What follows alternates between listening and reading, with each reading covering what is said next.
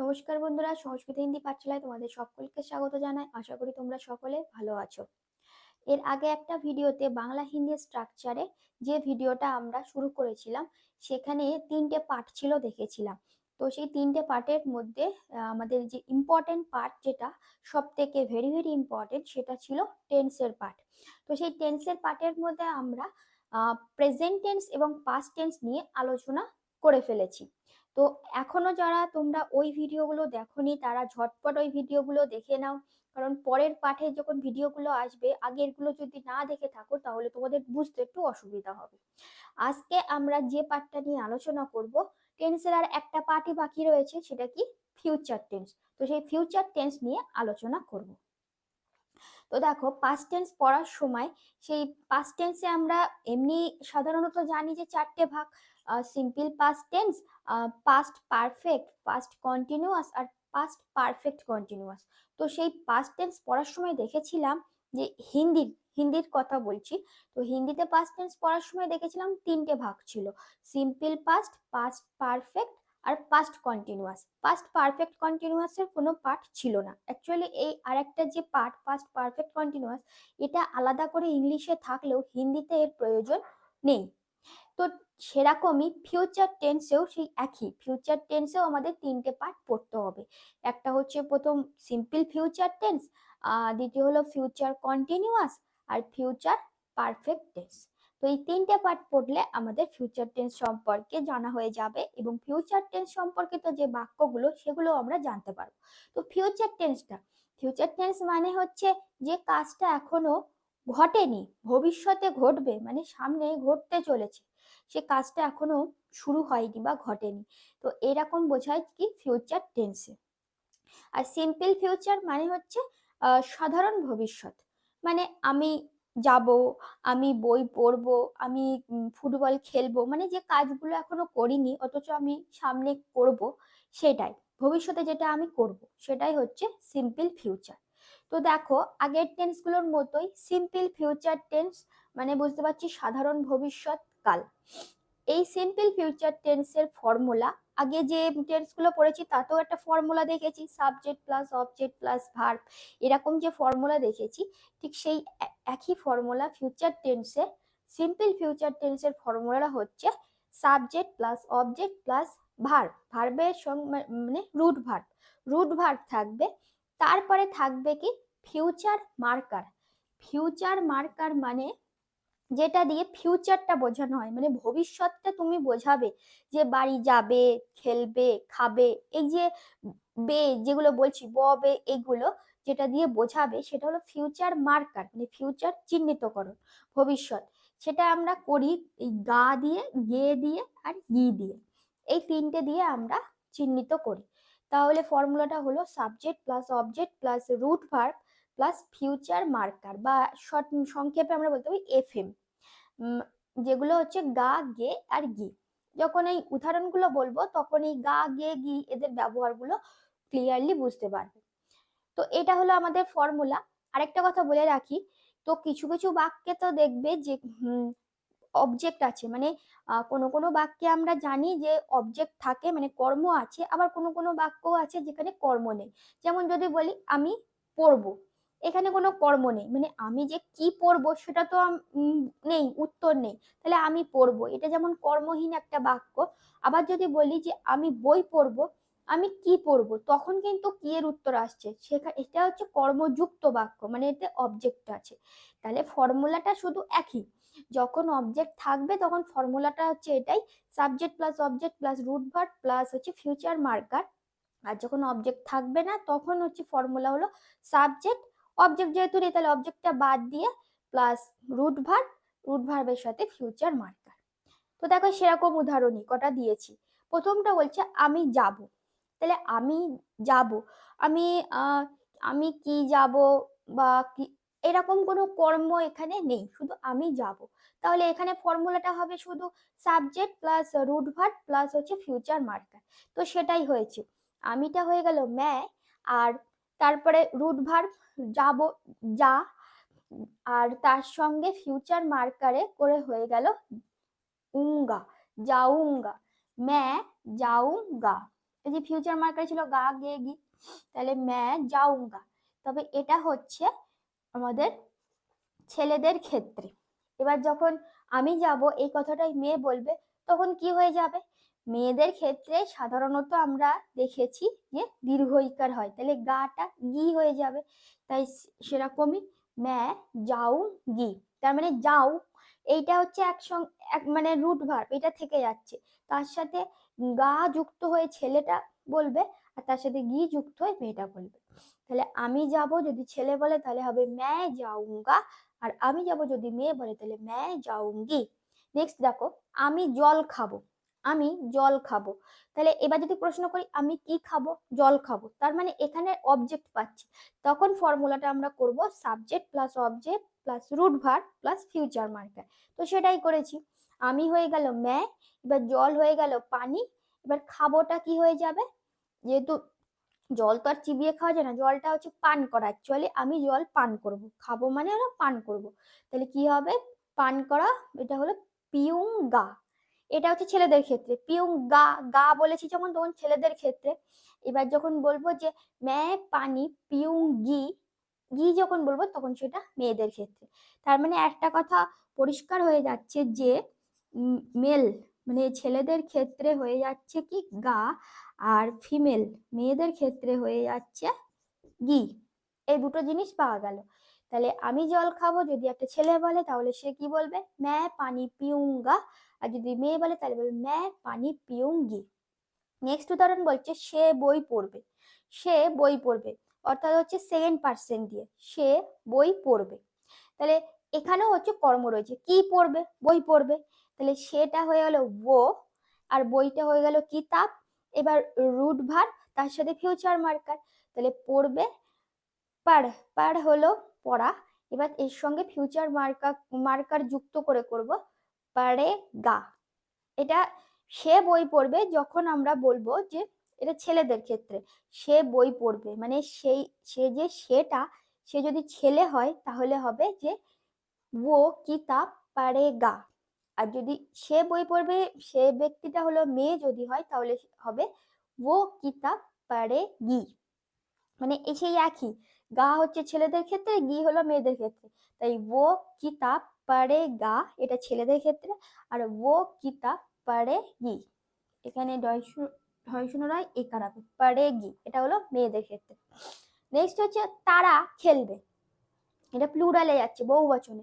তারা খেলবে, তাহলে তারা খেলবে, তারা হচ্ছে ওয়ে, ওয়ে মানে হলো তারা, আর খেলবে মানে এখানেও কোনো কর্ম নেই, তাহলে অবজেক্ট বাদ। সাবজেক্টের পরে ভার্ব বসিয়ে দেবো। খেলা হলো হিন্দিতে হলো খেল। এবার এর সঙ্গে আমাকে ফিউচার মার্কার যুক্ত করতে হবে, তাহলে হবে ওয়ে খেলেঙ্গে। ওয়ে খেলেঙ্গে, যেহেতু গা গে আর গি, গা আর গিটা দেখলাম ছেলেদের আর মেয়েদের ক্ষেত্রে, তাহলে মাঝখানে পড়ে থাকছে গে। এই গেটা হচ্ছে এই প্লুরালে ব্যবহৃত হচ্ছে, যে তারা খেলবে যখন ওয়ে খেলেঙ্গে। এবার সেই তারা যদি ছেলে মেয়ে গ্রুপ একসঙ্গে থাকে তখন কিন্তু এটা হবে যে ওয়ে খেলেঙ্গে। এবার যদি শুধু মেয়েদের গ্রুপ থাকে যে তারা খেলবে, সেই গ্রুপটা যদি মেয়েদের থাকে তখন কিন্তু বলতে হয় ওয়ে খেলেঙ্গি। তাহলে মাথায় রাখতে হবে, মানে এটা হচ্ছে ছেলে মেয়ে একত্রিত গ্রুপ হলে হবে ওয়ে খেলেঙ্গে, আর যদি শুধুই তারা খেলবে শুধু মহিলা গ্রুপ হয় তখন হবে ওয়ে খেলেঙ্গি। তাহলে সিম্পল ফিউচার টেন্সের ফর্মুলাটা শুধু মাথায় রাখতে হবে কি subject plus object plus root verb plus future marker. আর অবজেক্ট যদি না থাকে তাহলে subject plus root verb plus future marker. Next হচ্ছে future continuous tense. Future continuous tense মানেই বুঝতে পারছি চলমান ভবিষ্যৎ, মানে যে কাজটা এখনো শুরু হয়নি তবে ভবিষ্যতে যখন হবে তখন চলতে থাকবে, যেটা চলতে থাকবে, ফিউচার কন্টিনিউয়াস চলমান ভবিষ্যৎ। তো সেই ফিউচার কন্টিনিউয়াস টেন্সের ফর্মুলা হচ্ছে subject plus object plus verb, ভার্বের সাথে রাহা রাহি রহে, আর তার সাথে হোগা হোগি আর হোঙ্গে। তাহলে কি হলো? Subject plus object plus verb, তার সঙ্গে রাহা রাহি রহে, আর তার সঙ্গে হোগা হোঙ্গে আর হোগি। তো দেখো প্রথম উদাহরণ হচ্ছে আমি বই পড়তে থাকবো, তাহলে এটা চলমান, আমি বই পড়তে থাকবো মানে বই পড়াটা আমি পড়তেই থাকবো, সেটাই বলছি, যে চলমান, যেটা ফিউচার কন্টিনিউয়াস। তাহলে আমি বই পড়তে থাকবো, এটা হবে কি, প্রথমে সাবজেক্ট হবে, তারপরে অবজেক্ট হবে, তারপরে ভার্ব হবে। তাহলে আমি হয়ে গেল मैं, তারপরে অবজেক্ট হয়ে গেল কিতাব, এবার ভার্ব হয়ে গেল पढ़, এই অবধি হয়ে গেল। मैं কিতাব पढ़, এবারে যুক্ত করব কি, রাহা রাহি আর রাহে। এবার এবার এখানে যেহেতু আমি, সেই জন্য রাহা করব। তাহলে मैं কিতাব पढ़ রাহা। এবারে তার সাথে যুক্ত হবে কি, হোগা, হোগে, হোগি আর হোঙ্গে। তাহলে এখানে मैं তো, সেই জন্য হবে হোঙ্গা। তাহলে मैं কিতাব पढ़ রাহা হুঙ্গা। এটা হচ্ছে ছেলেদের ক্ষেত্রে। আর যখন মেয়েটা বলবে তখন হবে मैं কিতাব पढ़ रही हूंगी। তাহলে দেখো मैं কিতাব पढ़ रहा हूंगा, এটা হলো ছেলেদের ক্ষেত্রে। আর যখন मैं কিতাব पढ़ रही हूंगी, তখন সেটা হবে মেয়েদের ক্ষেত্রে। কারণ আমরা জানিছি যে মেয়েদের ক্ষেত্রে দীর্ঘ ইকার থাকে, মানে রাহি, তারপরে হুঙ্গি, গি, এইগুলো হয়। এবারে দেখো, এখানে আমরা তো দেখলাম যে হোগা, হোঙ্গে আর হোগি, তাহলে এই হুঙ্গাটা কোথা থেকে আসলো? তো হুঙ্গাও এর মধ্যে, এখানে সবগুলো লেখা হয় না, কিন্তু যখন বলি তখন এবারে নিচের এটা ছকটা ফলো করো। নিচের এই ছকটা তোমরা স্ক্রিনশট করে রাখতে পারো অথবা নোট করে রাখতে পারো তোমাদের বোঝার সুবিধার জন্য। থাকলে মানে আমি যখন থাকবো, তখন ছেলেদের ক্ষেত্রে হবে হুঙ্গা, ফিউচার কন্টিনিউয়াসে কিন্তু। আর যখন আমি থাকবো, সেটা মেয়েদের ক্ষেত্রে হবে হুঙ্গি। বোঝা গেল? নেক্সট হচ্ছে ও, মানে সে। সে যখন থাকবে ফিউচার কন্টিনিউয়াসে, তখন ছেলেদের ক্ষেত্রে হবে হোগা, আর মেয়েদের ক্ষেত্রে হবে হোগি। আর মানে তারা যখন থাকবে, তখন তারাদের সেই গ্রুপটা যদি ছেলে মেয়ে একসাথে হয়, তখন হবে হোঙ্গে, হোঙ্গে হবে। আর যখন শুধু মেয়েদের গ্রুপ হবে, তখন হবে হোঙ্গি। তাহলে এই জিনিসটা যদি মাথায় রাখো, তাহলে আর এইখানে এবার আর বাক্য গঠন করতে কোনো অসুবিধাই হবে না। তাহলে আমি বই পড়তে থাকবো, এবার আমরা সঙ্গে সঙ্গে বলে দিতে পারবো যে मैं किताब पढ़ रहा हूँगा, मैं किताब पढ़ रही हूँगी। নেক্সট চলো, সে রান্না করতে থাকবে। তাহলে সে যখন, তখন যখন আসবে, তার সঙ্গে আমাদের হোগা আর হোগি হবে, ছেলেদের আর মেয়েদের ক্ষেত্রে। তাহলে কি হবে, সে রান্না করতে থাকবে। প্রথমে সে হয়ে গেল রান্না হলো খানা, এবার ভার্ব আসছে বানা, তারপরে হবে ওর ক্ষেত্রে রাহা হবে আর হোগা হবে। তাহলে খানা বানা রাহা হোগা, এটা ছেলেদের ক্ষেত্রে। আর মেয়েদের ক্ষেত্রে হবে খানা বানা রাহি হোগি। নেক্সট হচ্ছে কি, তারা গান গাইতে থাকবে। এখানে হচ্ছে প্লুরালে, তাহলে তারা থাকলে হোঙ্গে হবে, যদি ছেলে মেয়ে একসাথে হয়, আর শুধু মেয়ে হলে হোঙ্গি হবে। তাহলে তারা, তারা হয়ে গেল গান হচ্ছে গানা, এবার ভার্ব হলো গাইতে, তাহলে গা। এবার হবে রেহে, প্লুরালের ক্ষেত্রে কি হয়, একার যুক্ত হয়, দেখেছি, গে, রেহে, এগুলো হোঙ্গে। তাহলে কি হবে, যে গানা, গা, রেহে, হোঙ্গে। এটা যদি শুধু ছেলে মেয়ে একসঙ্গে হয়। আর যদি শুধু মেয়েদের গ্রুপ হয়, তাহলে কি হবে, গানা, গা, রেহে, হোঙ্গি। সিম্পল, বুঝতে পারলে? তাহলে মেয়ে থাকলে ছেলেদের ক্ষেত্রে হুঙ্গা হবে, আর মেয়েদের ক্ষেত্রে হুঙ্গি হবে। থাকলে হোগা হবে ছেলেদের ক্ষেত্রে, মেয়েদের ক্ষেত্রে হোগি হবে। আর তারা থাকলে, থাকলে হোঙ্গে হবে, ছেলে মেয়ে মিলিত, আর শুধু মেয়ে হলে হোঙ্গি হবে। তাহলে ফর্মুলাটা হলো subject plus object plus verb plus রাহা রাহি রাহে প্লাস হোগা, হোগি আর হোঙ্গে। আর লাস্ট টেন্স হচ্ছে ফিউচার পারফেক্ট টেন্স। তো ফিউচার পারফেক্ট টেন্সের যে ফর্মুলাটা, সেটা হচ্ছে subject plus object plus verb. ভার্বের সাথে যুক্ত হবে চুকা, চুকি আর চুকে। এটা আমরা আগেই করেছি, আমরা পাস্ট পারফেক্টে দেখেছি, পাস্ট পার্টিসিপল, ভার্বের পাস্ট পার্টিসিপল ফর্মে আমরা এটাই বসিয়েছিলাম, চুকা, চুকি আর চুকে। তাহলে এখানে দেখতে পাচ্ছি ফিউচার পারফেক্টেও আমরা এটাই যুক্ত করছি, চুকা, চুকি আর চুকে। এবার তার আগে ফিউচার কন্টিনিউয়াসে যেরকম ছিল, যে হোগা, হোগি আর হোঙ্গে। তাহলে subject plus object plus verb plus চুকা, চুকি, চুকে প্লাস হোগা, হোগি আর হোঙ্গে।